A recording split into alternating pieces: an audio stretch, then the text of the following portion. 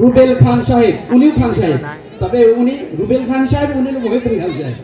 আমরা আজকের এই বিশেষ অতিথি জনাব রুবেল খান সাহেবকে কিছু আলোচনা পেশ করার জন্য অনুরোধ করছি। বিসমিল্লাহির রহমানির রহিম। সকল প্রশংসা আল্লাহ তাআলার। ধন্যবাদ জানাচ্ছি সঞ্চালক সাহেবকে এত সুন্দরভাবে অনুষ্ঠান সঞ্চালনা করার জন্য এবং আমাকে কিছু বলার সুযোগ দেওয়ার জন্য। নলুয়া যুব সমাজের কর্তৃক আয়োজিত আজকের এই ইসলামী সাংস্কৃতিক সন্ধ্যা উপস্থিত আছেন প্রধান অতিথি, বিশেষ অতিথিগণ, সম্মানিত সভাপতি, উপস্থিত শিল্পীবৃন্দ, উপস্থিত শ্রোতাবৃন্দ, সবাইকে জানাচ্ছি গণ অধিকার পরিষদের পক্ষ থেকে সংগ্রামী সালাম ও শুভেচ্ছা। আসসালামু আলাইকুম। সবাই কেমন আছেন? আচ্ছা, ছোটবেলায় আমরা একটা কবিতা শুনছিলাম, সবার মনে পড়বে, মনে বলে ধরলে, সবার সুখে হাসবো আমি, কাঁদবো সবার দুঃখে, নিজের খাবার বিলিয়ে দিব অনাহারের মুখে। আর যদি কবিতা কবি যদি বেঁচে থাকতো, একটু উল্টে লিখতো কবিতাটা, তখন সবার সুখে হাসবো আমি, কাঁদবো নিজের দুঃখে, নিজের খাবার নিজের খাবো, পারলে অনেকটা কেড়ে খাবো। কবিতাটা এরকম লিখতে পারতো, কারণ বিগত আমরা 15-16 বছর যা দেখলাম এরকমই তো নাকি, নিজেরটা নিজে খাই, পারলে অনেকটা কেড়ে খাই, এরকমই তো চলছিল নাকি। আচ্ছা, এরকমও দেখলাম নিজের ভোট দেওয়ার অধিকার ছিল না, মৌলিক অধিকার ছিল না, কথা বলার কোনো স্বাধীনতা ছিল না। ইভেন আমাদের যে ওয়াজ করতো সেই স্বাধীনতা ছিল না।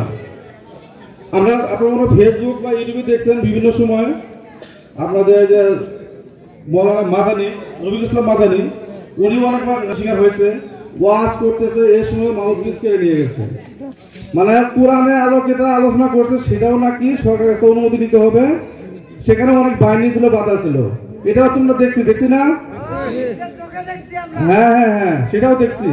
আর এরকমও দেখছি এমপি, মন্ত্রী, চেয়ারম্যান, তাদের বউরাও নাকি তার থেকে বড় এমপি, মন্ত্রী, চেয়ারম্যান। এরকম দেখছেন না? তাদের নিকটে পৌঁছাতে পারেন নাই, এবং আপনাদের ভোট মেরে খেয়েছে, চাল খেয়েছে, রাস্তা কাজ মানে করা কথা এনে টাকা মেরে খেয়েছে। এরকম দেখছেন না? এরকম দেখতেছেন আরো ভবিষ্যতে? আচ্ছা, যদি না চান পরিবর্তন করতে হবে। আপনারা সবাই তো দেখছেন রিসেন্টলি একটা গণ অভ্যুত্থান হয়ে গেল 24-এ, দেখছেন না? সবাই শুনছেন না? আচ্ছা, এই গণ অভ্যুত্থানে কিন্তু প্রায় 2000-এর মতো আমাদের বীর শহীদেরা শহীদ হয়েছে, 50,000-এর মতো আমাদের শহীদেরা বীর যোদ্ধারা আহত হয়েছে, এখনো চিকিৎসাধীন আছে হসপিটালে। তাদের এই মহান আত্মত্যাগের বিনিময়ে আমরা যে বাংলাদেশটা পেয়েছি, দ্বিতীয়বার আমরা বলি স্বাধীন হয়েছে, একটা সম্ভাবনা আমরা নতুন বাংলাদেশ আমরা বিনিময় করবো। আমরা অতীতে যে চিত্র দেখছি সেটা দেখতে চাই না, কি বলেন আপনারা? আচ্ছা, যদি না দেখতে চাই তাহলে আমাদের নিজেদের একটু পরিবর্তন হতে হবে। কিরকম পরিবর্তন? এক লোকের জিজ্ঞাসা করলাম যে ভাই, সামনে তো নির্বাচন, কাকে ভোট দিবেন? দিচ্ছে তো হয়তো 1-2 বছর নির্বাচন, কাকে ভোট দিবেন? তো কেন বরাবর যাকে দিয়ে আসছি তাকেই দিব, বাপ দাদা যাকে দিচ্ছে তাকেই দিব আমরা। এটা কি করলে তা হবে? পরিবর্তন হবে? হবে না। আমরা যখন অসুস্থ হই, ওষুধ খায়া, কিন্তু ওষুধ খায়া মানে যে ওষুধ খায়া আমরা সুস্থ হই, মানে সেই ওষুধে যদি চিকিৎসা মানে সুস্থ না হয়, ওষুধ চেঞ্জ করতে হবে না? চেঞ্জ করতে হবে। এখন আমরা জায়গা বরাবর সারা জীবন ভোট দিয়ে আসছি, আমার বাবা দিছে, চাচা দিছে, দাদা দিছে, তাকে যদি আমি আমার ভোট দিই তাহলে পরিবর্তন হবে? হবে না, পরিবর্তন করতে হবে। জি জি জি, ইভেন আপনার ভোটও দিতে দেওয়ার লাগে নাই, ভোট হয়ে গেছে। তো সবাইকে আহ্বান করবো, আমার দল গণ অধিকার পরিষদ, ট্রাক মার্কা, বিভিন্ন দল, সেটাকে ভোট দিতে হবে একদম মানে নাই। আমি চাই যাকে যোগ্য মনে হবে, যাকে ভালো মনে হবে, যাকে ভোট দিলে এলাকা উন্নয়ন হবে, আমাদের ডাকে সারা পাবেন, পাশে পাবেন, তাকেই ভোট দিবেন। সেটা যে কোনো দলের প্রার্থী হইতে পারে। বলবো না যে আপনি আমাকে ভোট দেন, যদি ভালো লাগে দিবেন। শুধু এটি বলবো, আমাদের দল গণ অধিকার পরিষদ, বিভিন্ন দল ট্রাক মার্কার প্রতীক সামনে আসবে নতুন বাংলাদেশ বিনিময় করার জন্য।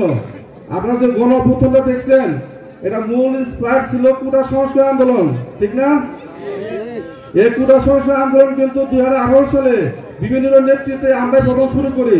তার এই পরিক্রমায় 2024 সাল পর্যন্ত এই আন্দোলনটাই গণ অভ্যুত্থানের রূপ নেয়। তো যাই হোক, সকলের সর্বোচ্চ প্রচেষ্টায় মানে জনগণের সম্পৃক্ত, ছাত্র সমাজের সম্পৃক্ত হয়, সকল পেশা শ্রমিক বয়সের মানুষের সর্বচেষ্টায় গণ অভ্যুত্থান সফল হয়েছে। দেশ থেকে একটা স্বৈরাচার পতন হয়েছে নাকি? আপনাকে খুশি না বেজার? আচ্ছা, যে খুশি হয়ে থাকেন, সামনের দিনগুলোতে সময় আসতেছে আপনাদের যোগ্য নেতৃত্ব খুঁজে নেওয়ার, নিবেন না? আচ্ছা নিবেন। যাই হোক, আজকে আসলে এই সমস্ত কথাগুলো উপযুক্ত সময় না, তবে একটু বললাম, সবাই উপভোগ করেন। অনেক ভালো ভালো শিল্পীরা আসছে, আমিও কিছুক্ষণ শুনলাম, অনেক ভালো লাগলো। তো সবাইকে আবারও ধন্যবাদ জানাই। স্পেশালি আজ হচ্ছে 14ই ডিসেম্বর, শহীদ বিদ্যুৎ দিবস। তাদের প্রতি শ্রদ্ধা রাখে এবং মহান বিজয় দিবস 16ই ডিসেম্বর। সকল শহীদদের প্রতি শ্রদ্ধা রাখে, গণ অভ্যুত্থানে যত শহীদ হয়েছেন সকলের প্রতি শ্রদ্ধা রাখে আমার সংক্ষিপ্ত বক্তব্য শেষ করছি। আসসালামু আলাইকুম।